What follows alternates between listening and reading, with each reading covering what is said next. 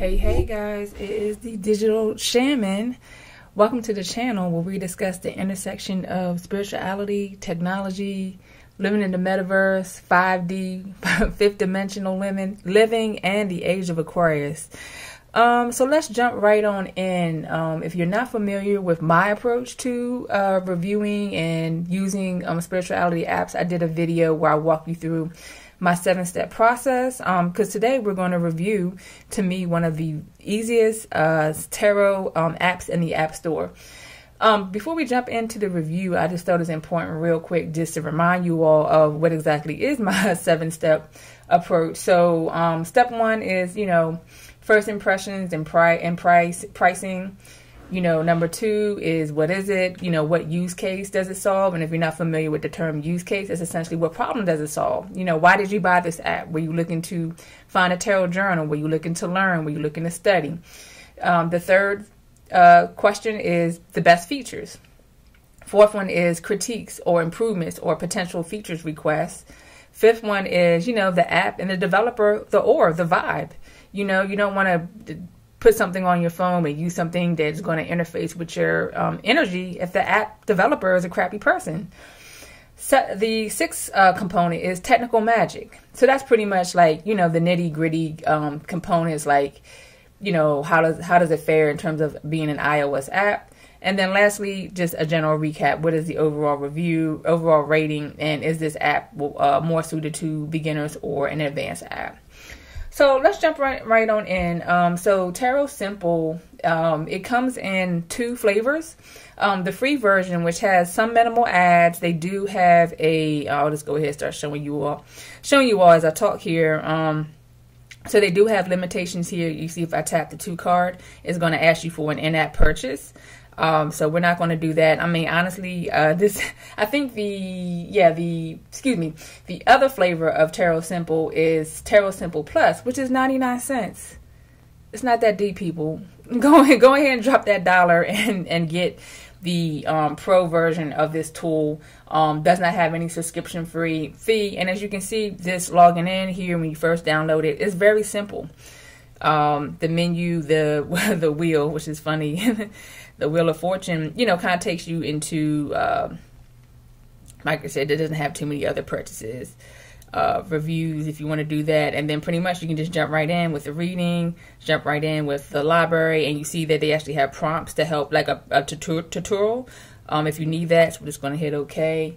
Let's see what else here I have. In terms of navigation, the menu system is not too complex. This is kind of just like journals.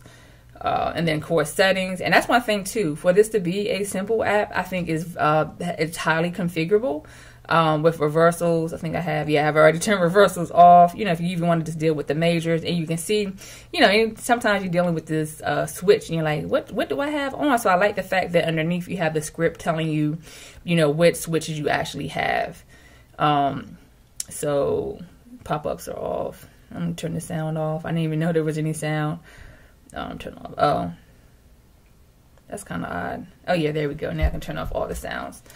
So okay, like I said, navigationally, back to the first impressions, it's pretty simple.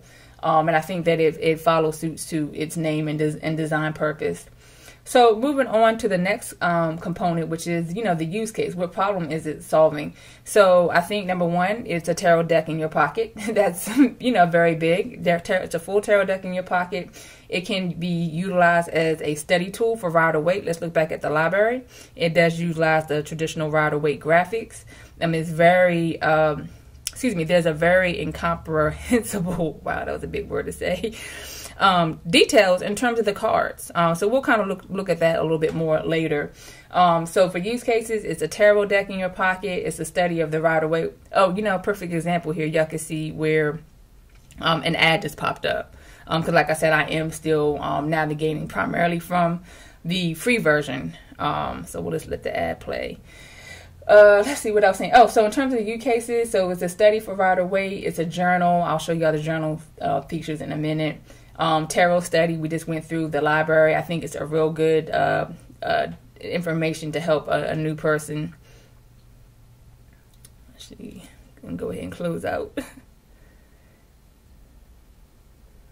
Go ahead and close out the ad. Yeah, so I think, yep, I said, yep, okay, got it. In terms of the use case, that's it. I keep beating that drum. So a tarot deck, studying, specifically studying Rider-Waite. It has the journal. Oh, yeah, I think that's what I was going to show you. So under notes is what they call the journaling, and you can see that I can reference readings. This is from like last summer. I've had this app for a while, so and I think it's pretty cool. You can still add notes, you know, if you want to put like this, what is today, 2/24, 22. This could be an update on the reading. You can hit save, and then boom. So that's actually pretty cool. You know, again, if you have querents, if you have other people that you read for your own stuff, you can keep a running dialogue of, you know, we all know how that is. You do a reading and the message may come, but the message may continue to unfold and get more complex in time. So I do like that. And I like too where you can easily tap on any card and get back to, like I said, the comprehensive details they provide for learning.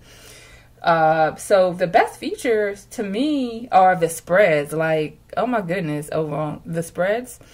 So you know, I'll pop back in and do, you know, another review or another look at this app with the paid version.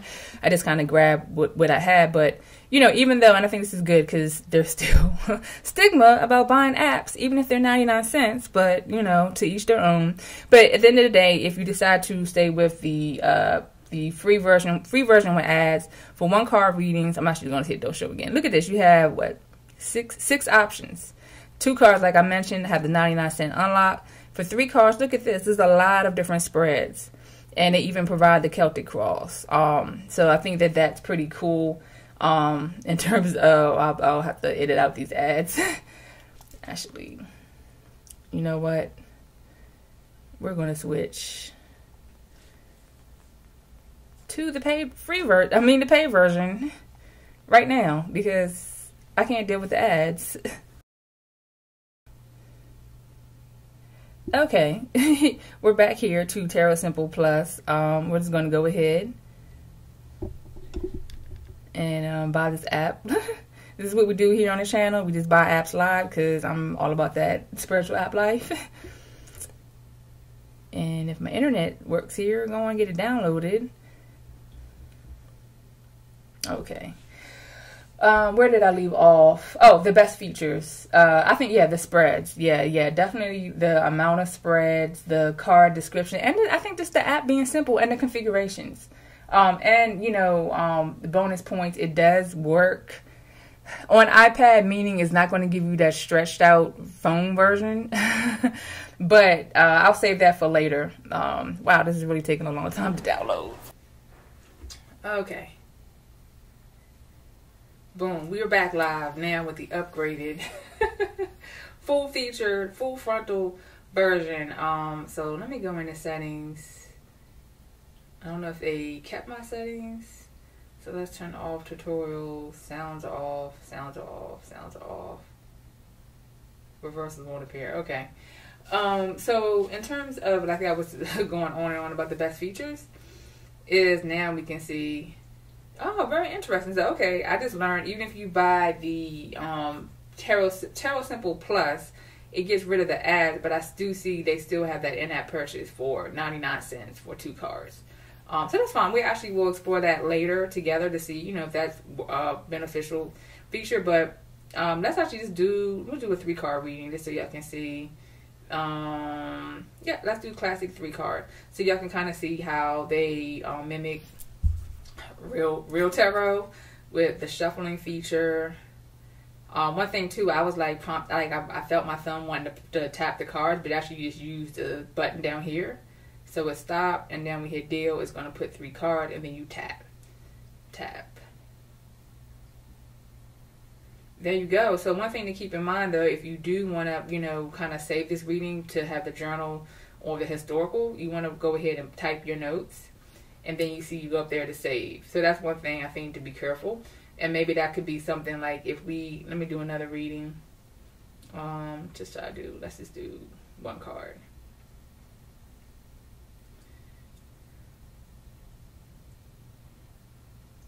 Oh, see, I keep tapping the card instead of the button. Okay, so if I just walk away Like, and actually you see at the top we have the hand, that's to take you back. But the sandcastle, I guess that's the mimic home, you know, take you back to the home screen. If I do that, then I go to my notes. You can see it's not saved, only the one we did prior. So you do have to be prompted to save. So I think that's important to know.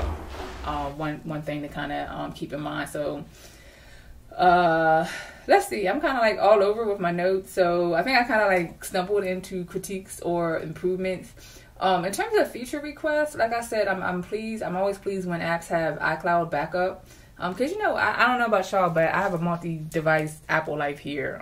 You know, I'm always on my iPad mini, my Pro phone, yada, yada. So, you know, having iCloud to sync all my data, and in this case for this app, is pretty much syncing your journal, which you save under the notes. But, you know, like I said, it is slightly a native native iPad app. It does show up as horizontal. You know, not vertical. I don't see where it has some of the other like traditional iPad features like split screen. I think that's kind of important. Like, even though we have the notes, like I know sometimes when I'm using the apps, I'll take a picture of my reading and I may journal it in day one or journal it in at least Apple Notes. So, you know, be able to have that split screen functionality, I think would be a plus. Moving on to the actual app developer, it's a lady. And, you know, I'm just going to say we somehow, she found me through somewhere on the internet. And, you know, I feel bad. And it took me a long time to get the video up. But, hey, it's a lot trying to learn and grow a YouTube channel. And plus, I wanted to have a methodology. You know, they say it's all about what's your system. So, but at the end of the day, like I said, to me, actually, let me go there real quick. Let me go back to the Apple Store. Because I just want to say that I echo the... here we go. I echo the sentiments that most people put. You can see she's got like, yeah, all 5-star reviews. 75, that is not 74. I guess that was Spirit telling me I need to be the 75th. But right here, like very involved developer. And I think that I've had that experience. I don't know. Like I said, I'm not out there talking to tons of spiritual app developers, but I definitely feel like she kept us abreast of implementing the iCloud feature. So I would definitely agree. And, you know, to me, I go off intuition. Like, I feel like this app is light and fun. And then even one cool part, like, I don't want to pull up my text message here on the screen, but there's tarot stickers. So, you know, imagine again, we want to flip a reading to a friend. Let me see if maybe I can do it. Yeah, let me do it in Apple Notes because that'll pull up the keyboard. Not Bitmoji. You know, I guess I thought, do I have to type? Is it this button? Oh, I guess you can't do all, because I guess it's designed for, you know what, hold on, let me see. Let me do this. We'll just do some blurring out. Oh, yeah. So that's what I was trying to show. Right here is, boom, you can, I don't know. Y'all get what I'm trying to say, because I'm like, I don't want to text anybody. There you go. Boom. That's what I was trying to say. So you can easily send a card to a friend, you know. And I mean, it's cool. Like, you don't always may not have your deck on you, and someone may need some instant, hey, I need a vibe check. Hey, you know, send me a card or whatever, and you have it. I think that's pretty cool to have it right there as a iPad keyboard sticker. So I think, again, in terms of technical magic and the app or the developer vibe, you know, it's all good. I really think it's simple. It's simple, and let me go back to the app. It's simple and friendly. Simple, friendly, but purposeful. So with that being said, we're to the end, and overall rating, I say 4.5 out of 5. I mean, there's room for growth, but, you know, I think in terms of growth, you still want to stick with your you know, with the namesake, which is simple. I think if anything, like I said, prompting on notes so that people don't get readings accidentally not saved, you know, maybe so you can delete, you know, you can't really move around, you know, maybe a little bit with the notes, like, can you export? I don't think you can export. So a share sheet to maybe export your data, I think that's always important. We don't like to have data sandboxed into an app. But, you know, all in all, like I said, I think, you know, really it's a great app in terms of the value. I mean, so we're looking at max, if you buy Tarot Simple Plus, that's 99 cents. and then paying another 99 cents to unlock those 2 card readings. So that's $1.98. Totally worth it. You know how I feel. Please support our developers. They're helping to usher in that age of Aquarius. That's very important. So, okay, I'm going to go ahead and wrap up and, you know, check out Tarot Simple. And like I said, I'll do another video potentially just looking at, you know, some more of the spreads and, you know, how I use this app in my daily digital shaman life. With that being said, I'm out. Thank you again for subscribing to the channel. Sending lots of love over the 1s and 0s.